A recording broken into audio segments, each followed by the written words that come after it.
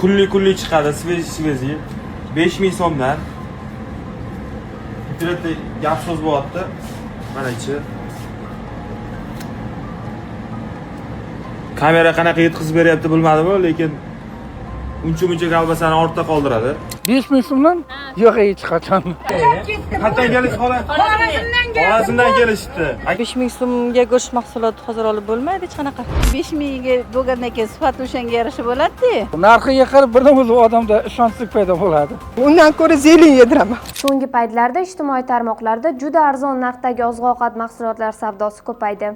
Ayniqsa 5000 so'mdan bo'lgan kolbasa va go'sht mahsulotlari omma e'tiboriga tushmoqda. Chunki bugun bozorda mol go'shtining 1 kilosi o'rtacha 140 ming, 145 ming so'm. Tovuq go'shti esa kamida 40-50 ming so'mdan sotilayotgan bir vaqtda tarkibida go'sht borligi aytilayotgan mahsulotning 5000 so'mdan taklif qilinishi iqtisodiy va mantiqiy jihatdan ham shubha uyg'otadi. Eng tashvishlisi mazkur mahsulotning tarkibi, ishlab chiqarish sharoiti va sanitariya xavfsizligi haqida aniq ma'lumotlar ochiqlanmagan. Mashhur bo'lib ketgan ushbu arzon kolbasa sotuvchisining o'zi ham mahsulot ichida nima borligi haqida jamoatchilikka ochiq va tushunarli ma'lumot bermagan. Aksincha bu holat ehson, arzon aksiya yoki xayriya kabi izohlar bilan bahona qilinmoqda. Ammo gap faqat arzon narxda emas. Bu yerda inson salomatligi haqida ketmoqda. Oziq-ovqat mahsuloti esa oddiy tovar emas. Uning tarkibi, saqlanish sharoiti va ishlab chiqarish jarayoni har tomonlama nazoratdan o'tishi kerak. Aks holda arzon mahsulot ortida inson sog'lig'iga jiddiy xavf yashirinishi mumkin.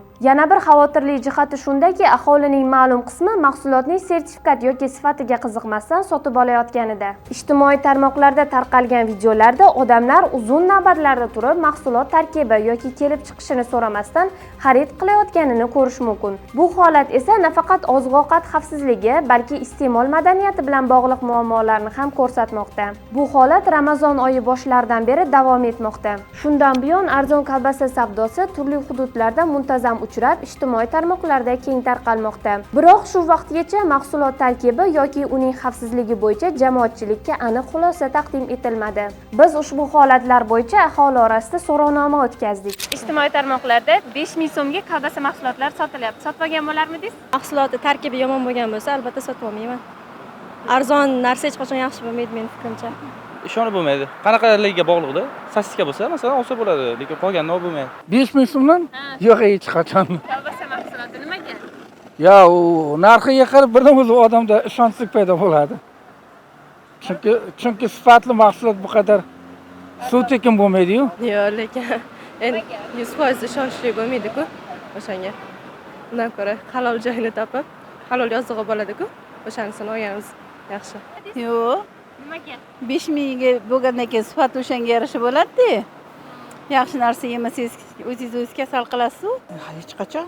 5000. Chunki u 5000 so'm haligi go'sht mahsuloti shuncha qimmat bo'lib turibdi-yu, 5000 so'mga promakashga beradi. Shunaqa narsadan qilinganda u sog'liq uchun qancha zararli. Hech qachon olmagan bo'lardi. Kolbasa вообще olmaymiz biz. Nimaga olmaysiz? O'zi yedirmayman bolalarimga. Undan ko'ra zelin yediraman.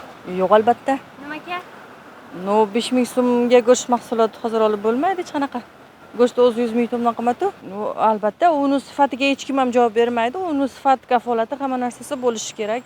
Yo'q, hech qachon o'zi kolbasa mahsulotlarini iste'mol qilmayman.